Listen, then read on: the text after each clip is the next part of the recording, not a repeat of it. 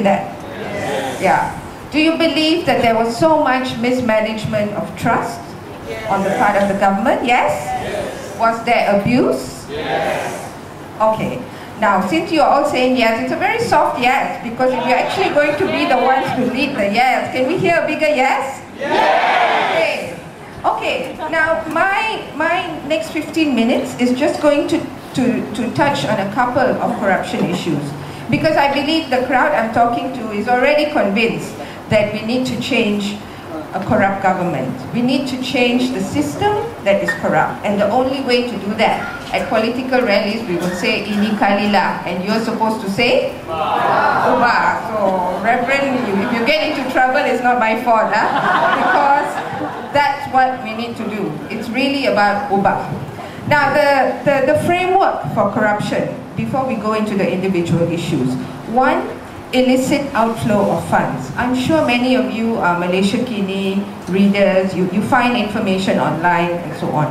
And there was a global financial index that reported Malaysia being the third largest country for illicit outflow of funds. Isn't that shocking? Yeah, we're after China and we're after Mexico in that. And then there is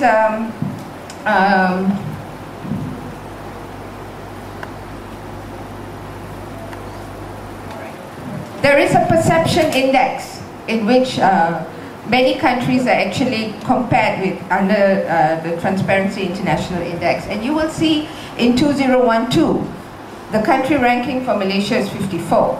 2011 it's 60, 2010 it's 56. So it's always languished in that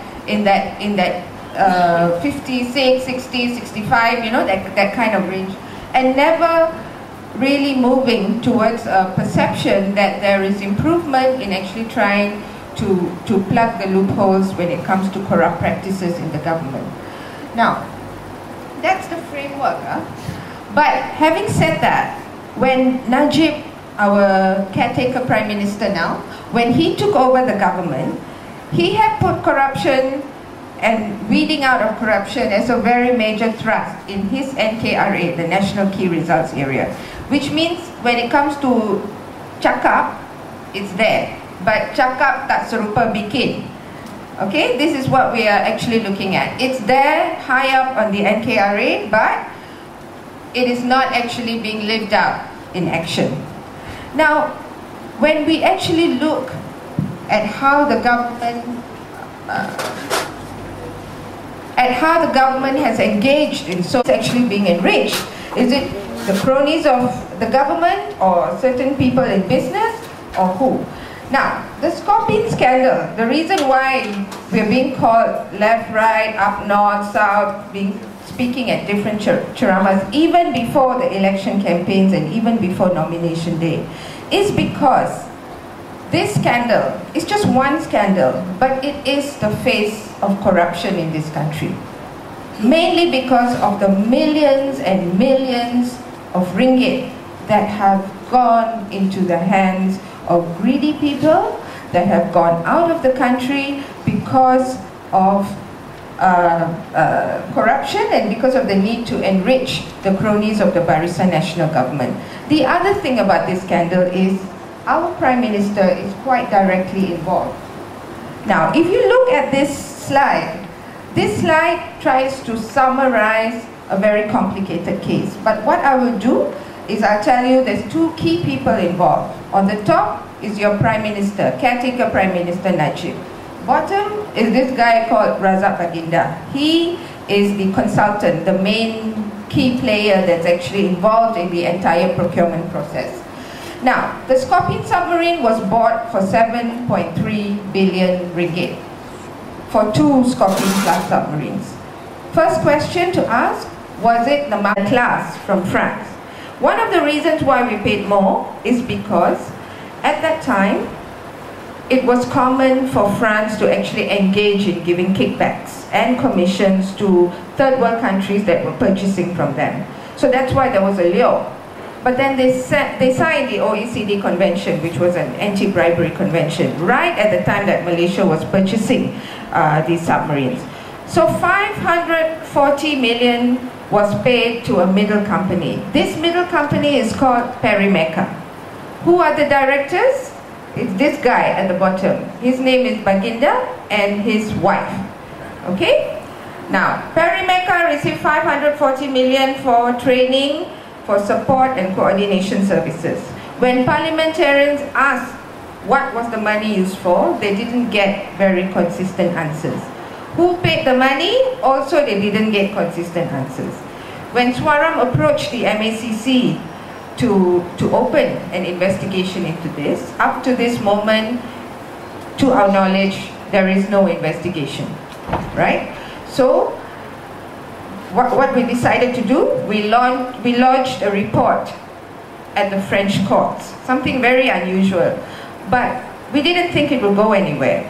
But the French public prosecutors decided to open a case, an inquiry into what actually happened to that money. And to our surprise, after a couple of months, they came back to us and they said, we've got something on our hands, because this 540 million is very clearly bribery and commission, paid out to this company that was insisting on being the middle person before the submarines were bought. They also found out that there were other commissions that were paid, 2.5 million, 30 million, to different cronies of the Barisan Nasional and of Najib government. And the most shocking thing, they also found out that 132 million was paid to another company called Terasasi. Terasasi was never ever mentioned to anyone in Malaysia, not to Parliament, not to anywhere. It was a secret company that was based in Hong Kong, that was purportedly given the money for the sale of a secret document. Then, what happened further was that they found air ticket invoices for Baginda and this other personality in this middle here. What is her name? Tantuya, apparently the lover of Baginda and a penterjemah. She was apparently an interpreter in the whole procurement process. But believe me, when you go to France, you find that most people can speak English. So you don't really need an interpreter in France. But she was an interpreter. We don't really know what her role was. And this is also what is being investigated by the French courts. Now, all these people around Tantuya are those that are linked to her murder. Okay? Now you have Najib being directly linked to the murder of Tantuya, because our friend P.I. Bala, at this left-hand bottom, you know that he was the private investigator of Baginda. He just recently came back to tell his story that the statutory declaration that he had signed, the first one, was correct. In there, he really said a lot about the fact that Najib had met Tantuya in Singapore, Najib had a sexual relationship with her. He insinuated a lot of things. But we also know the next day after he signed the first statutory declaration, he was forced to sign a second one. After he signed the second one, he was forced to leave the country. So his family and this man was also victimized. Unfortunately, he died very shortly after he came back. So he could not continue his story. But a couple of days ago, his wife started to take the stage to speak about how he was coerced, how he was forced to sign the second statutory declaration. And most shocking was that at the recent Bar AGM, these two lawyers on this right-hand corner were implicated. This lawyer here, Cecil Abraham, was accused of being the one to draft the second statutory declaration. Amarik is the lawyer of P.I. Bala. Amarik said the statutory declaration was drafted at the instruction of Najib.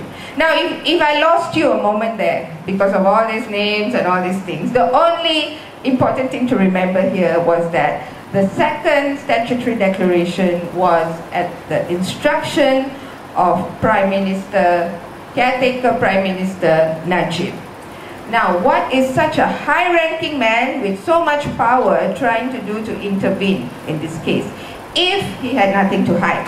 Now, this is the point. Because he's trying to hide the truth, because he was trying to cover up the footprints of his presence in the whole procurement process and his role in the death of Tantuya, he had actually created so much furor around this. And we also heard that his brother, Nazim, was the one who actually told Bala, coerced Bala and threatened Bala to say, if you love your family, you better sign the second SD, we will give you 500 million, 20,000 salary, you leave the country and we'll take care of you. But of course we know Bala was shortchanged, he never really got that money.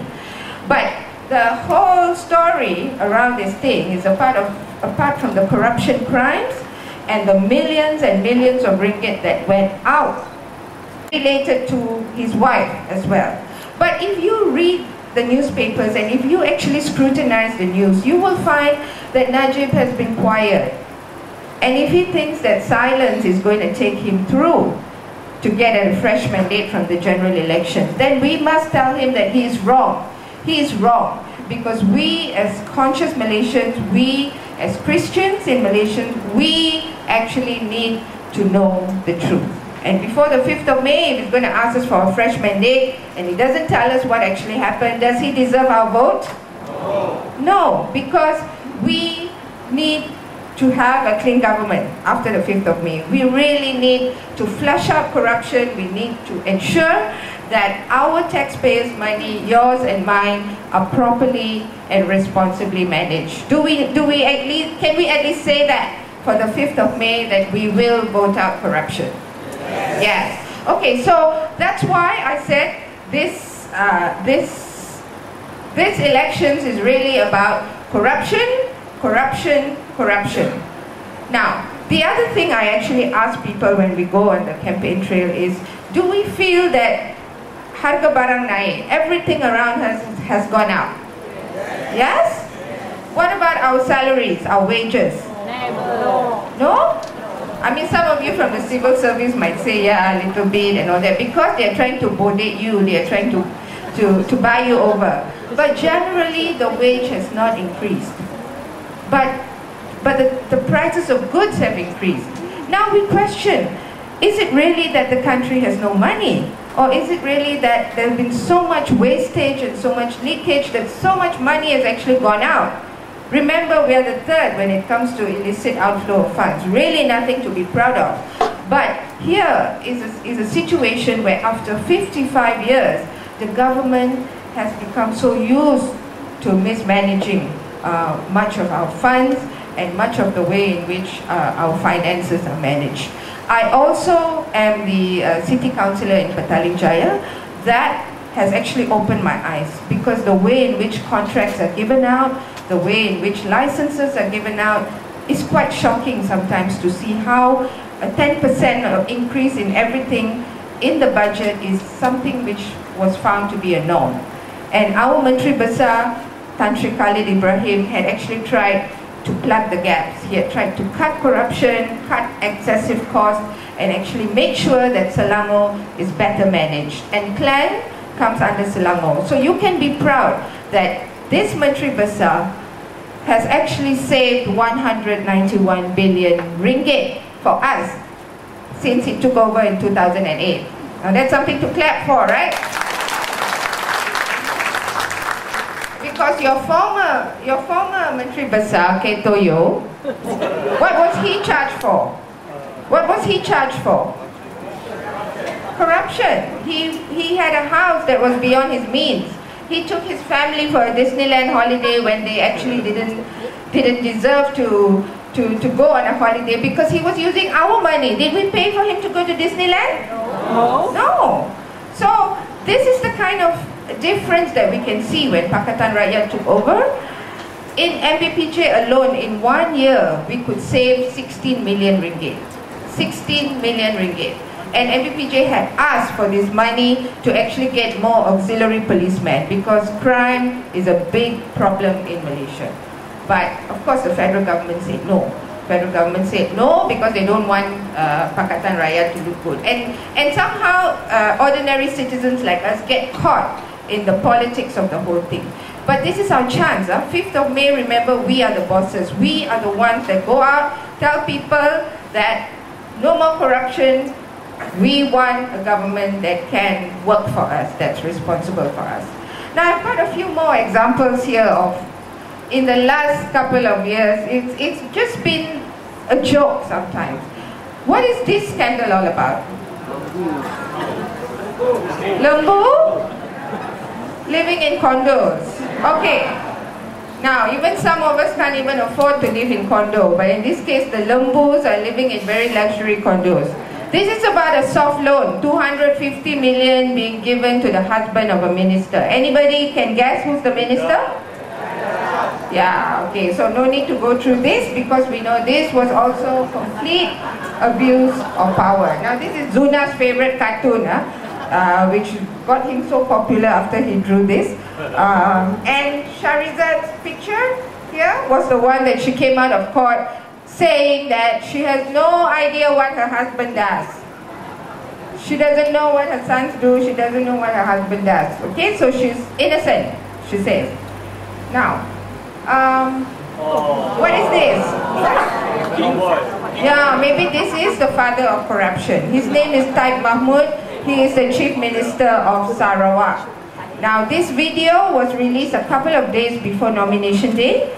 In short, it's about land grab in Sarawak. It's about how indigenous peoples in Malaysia have been shortchanged over and over again because land is so valuable and he has used it to enrich his entire family. Those of you who haven't seen this video, go back and watch it on YouTube. It's actually very telling about the levels and degree of corruption in our country. It's really very serious. Now, this picture, I put it up here because I want to let you know that Najib and his government had signed the anti-corruption pledge for the coming elections. And since the day he signed it, he has broken it over and over again. Okay?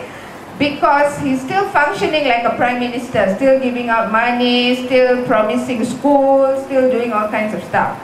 But the joke here is that Taib, can you see the red arrow? Taib is standing behind Najib in signing this corruption pledge. Do you think this is going to go anywhere? No. No. So what we need to do really is also go back and Google this. I don't have time. I've just been told by Gerald that my time is up. This is the Barisan National family. Okay, I took it from an online source which you can go back and actually see how Taib and Najib and Hishamuddin Hussein and everyone is all related here and there and everything. And it's pretty scary because this is the family that has been ruling Malaysia in the last 50 years. And we cannot tolerate cronyism and nepotism to this extent. Now, I wish I had time to actually point out the links to you, but it's actually quite a maze. So if you have time, please go and have a look at it. Now, in conclusion, I only put this slide up when I talk to my Christian friends, because this quote actually says it all. It says, "Do not accept a bribe, for a bribe blinds those who see and twist the words of the righteous." Because sometimes we do very simple things. A traffic policeman wants to summon us, we try and give money to try and, make sure we don't get a ticket. It's small things like that that actually lead us into a situation that we are in now. We are a corrupt society. Sometimes it's our fault. And when we say no to a bribe, we're actually saying no to corruption. Okay? So, here again, this is probably the highest obligation of patriotism. 5th of May, you know what to do? I have to say, ini kalilah. Ubah. Okay, thank you very much.